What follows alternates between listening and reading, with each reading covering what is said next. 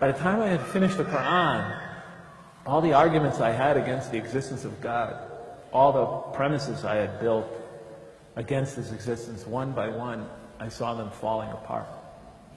So by the time I finished the Quran, I had no more argument against the existence of God.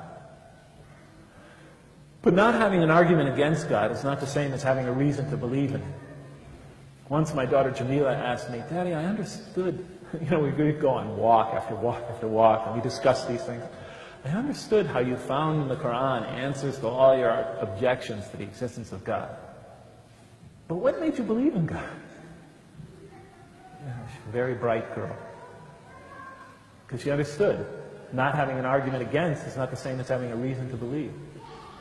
And I told her, honey, it's hard for me to explain, but as I was reading, as best as I understand it, as I was reading through the Quran, and one by one, the sort of fortress of the wall I had built between myself and the belief in the existence of God, as that wall began to crumble, one by one, piece by piece, as those arguments faded away, I began to have slight doubts about my atheism.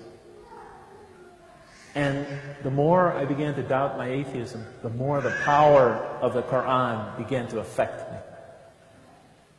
And the Quran is written in a very interesting style. In the beginning, it's quite technical.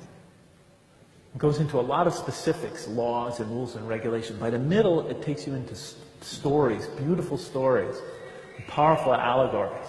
Towards the end, the emotions of the Quran picks up and it reaches a crescendo and brings it all to this beautiful, powerful bursts of spirituality and eschatology, and it all comes together in brilliant, pounding images.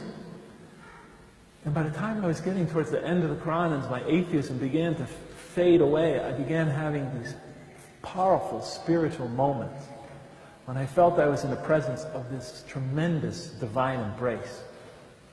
I remember reading the surah, وَالضُّحَى وَاللَّيْلِ إِذْ سَجَى مَا وَدَّعَكَ رَبُّكَ. When I got to the end of that surah, I cried like a baby for 20 minutes. I didn't even believe in God.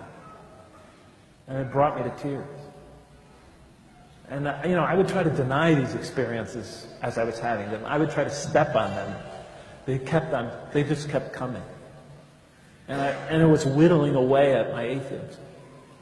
So by the time I was finished with the Quran, I had severe doubts about the non-existence of God.